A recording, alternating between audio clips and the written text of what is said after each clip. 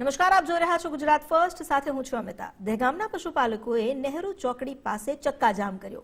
Dairy વિવાદમાં રોષે ભરાયેલા પશુપાલકોએ ચક્કાજામ કરી વિરોધ દર્શાવ્યો। ઉત્તમ ડેરી અને મધુર ડેરી વચ્ચે પશુપાલકો ફસાયા છે। બોર્ડ ઓફ નોમિનીએ મધુર ડેરીને લેવાની મનાઈ ફરમાવી। પશુપાલકો છેલ્લા 4 માસથી મધુર ડેરીમાં दूध ભરાવતા હતા। ઉત્તમ ડેરીએ ભાવ ન આપતી હોવાનો પશુપાલકોએ આરોપ લગાવ્યો છે। જો ડેરી સંઘ માંગ નહીં સ્વીકારે તો પશુપાલકોએ ઉગ્ર આંદોલનની પણ ચીમકી ઉચ્ચારી છે।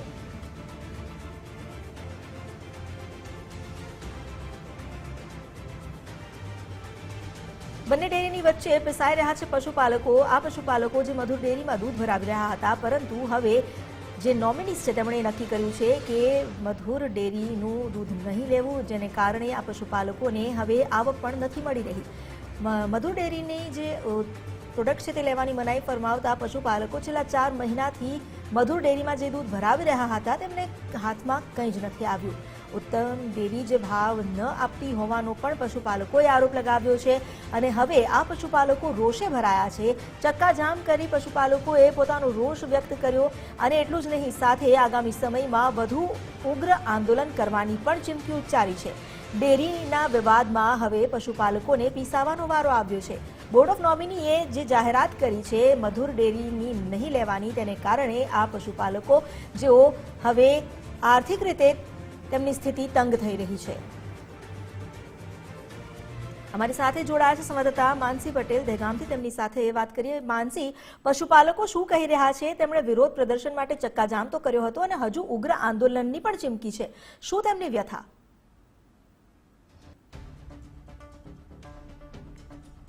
બિલકુલ થી અમિતા, દહેગામના જે પશુપાલકો છે તે અને ઉત્તમ ડેરી વચ્ચે જે વિવાદ સર્જાયો છે તેના જ કારણે આ પરિસ્થિતિ ઊભી થઈ છે અને ગાંધીનગર જિલ્લાના દહેગામ તાલુકામાં દૂધના ભાવ મુદ્દે પશુપાલકોનો જે ભારે રોષ છે તે રોષ ફાટી નીકળ્યો છે અને દહેગામમાં જે મોટી સંખ્યામાં પશુપાલકો રસ્તા પર ઉતરી આવ્યા છે અને ગઈકાલે પણ આ જ પ્રકારે તેમણે જે વિરોધ છે તે વિરોધ કર્યો હતો અને ડેરી વિરુદ્ધ જે સૂત્રોચ્ચાર છે તે સૂત્રોચ્ચાર કર્યા હતા। હાલની આ પરિસ્થિતિ છે દહેગામ આવેલી નહેરુ ચોકડીની કે જ્યાં મોટી સંખ્યામાં જે પશુપાલકો છે તે એકઠા થયા છે અને અમદાવાદની ઉત્તમ ડેરી વચ્ચે ઊભા થયેલા વિવાદને કારણે જે પરિસ્થિતિ તંગ થઈ છે અને પશુપાલકો પણ આક્ષેપ કરી રહ્યા છે કે ઉત્તમ ડેરી દ્વારા દૂધના જે પૂરતા અને યોગ્ય ભાવ છે તે આપવામાં આવતા નહોતા, જેના કારણે તેમને આર્થિક ઘણું જે નુકસાન છે તે પણ સહન કરવું પડ્યું હતું અને ગાંધીનગરની મધુર ડેરીએ પશુપાલકો પાસેથી દૂધ ખરીદવાનું શરૂ કર્યું હતું, જેના કારણે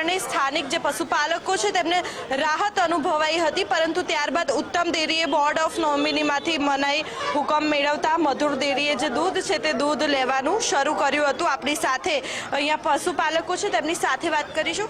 આજે શું વિરોધ કરવાના છો અને તાળાબંધી પણ કરવાના છો અને दूध પણ ધોળીને વિરોધ કરવાના છો? શું કાર્યક્રમ છે આજનો? આજનો કાર્યક્રમ એવો છે બેન અમારો કે જે તાત્કાલિક લો એન્ડ ઓર્ડરથી આ લોકોએ અમારા ઉપર ઘર્ષણ કરવાનું ચાલુ કરી દીધું છે કે જે दूध અમારું જતું હતું ગાંધીનગરની અંદર, ગાંધીનગરની આજે સ્ટે લાઈને दूध બંધ કરી દેવામાં આવ્યું છે। દહેગામ તાલુકાનું આજે दूध 35,000 લીટર दूध પશુપાલકોનું આજે રજડ્યું છે, એનો કોણ જવાબદાર છે?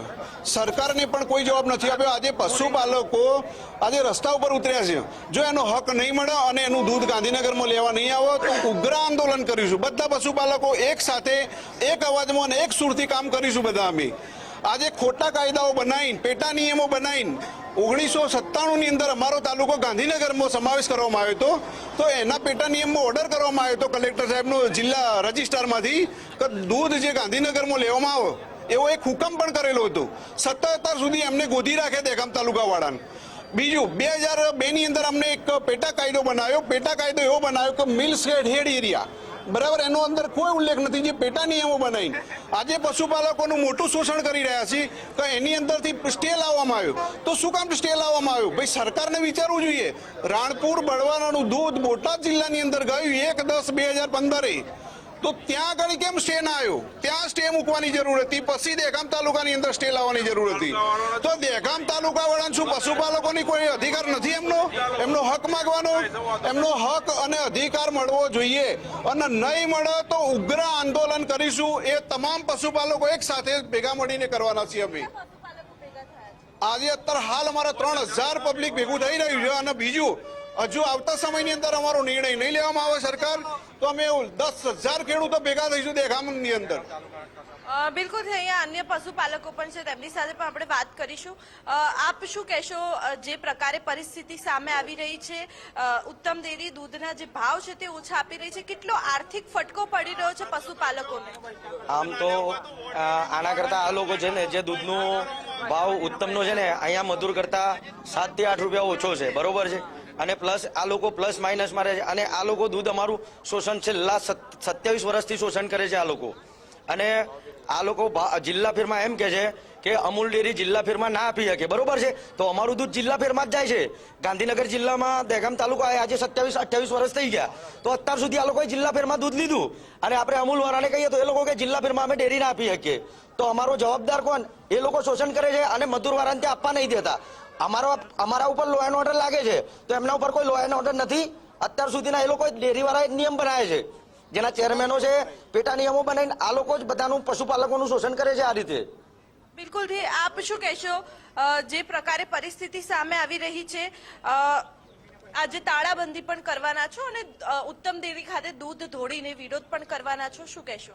એ બાબતમાં દૂધ તો બેન ઢોળીને પશુપાલક છે, દૂધ ઢોળવાનું તો કોઈ પશુપાલકને ગમતું જ ના હોય, પરંતુ આ લોકોની તાનાશાહી, આ લોકોની એક હથ્થું શાસન મોહન ભરવાડનું, અને એને જે અમારા ઉપર અમારી આજે 35,000 લીટર દૂધ આજે 8 અંકનું દૂધ અમારું બગાડ્યું છે, એના વિરોધમાં અમારું પ્રદર્શન કરવાનું છે અને એ અમે કરીશું જ.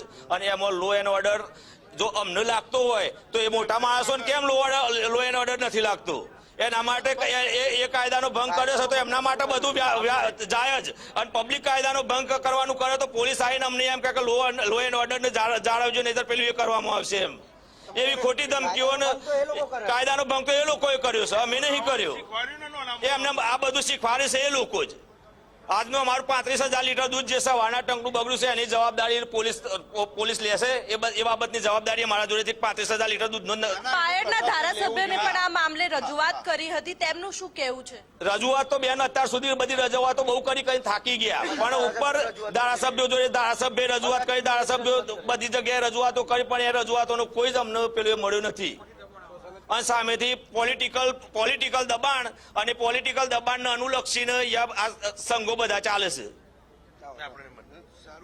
બિલકુલ, એટલે કે અહીંયા મોટી સંખ્યામાં જે પશુપાલકો છે તે એકઠા થયા છે અને તેમના પ્રશ્નો ક્યારે ઉકેલ આવશે તે અંગે પણ અનેક રજૂઆતો કરી હતી, ધારાસભ્યોને પણ રજૂઆત કરી હતી. અને આજે મોટી સંખ્યામાં જે પશુપાલકો છે તે એકઠા થયા છે અને એકઠા થઈને આજે કલેક્ટર ખાતે પોતાની જે રજૂઆત છે તે આવેદન આપીને રજૂઆત કરશે અને ઉત્તમ ડેરી ખાતે દૂધ ઢોળીને વિરોધ પણ કરવામાં આવશે. અને જ્યાં સુધી તેમના પ્રશ્નનો ઉકેલ નહીં લાવવામાં આવે ત્યાં સુધી તેમનો જે વિરોધ છે તે યથાવત જોવા મળશે. અને અત્યારની વાત કરીએ તો 3,000 થી વધારે પશુપાલકો છે તે હાલ દેગામ ખાતે ભેગા થયા છે. અમિતા જી, આભાર આપનો જાણકારી આપવા માટે.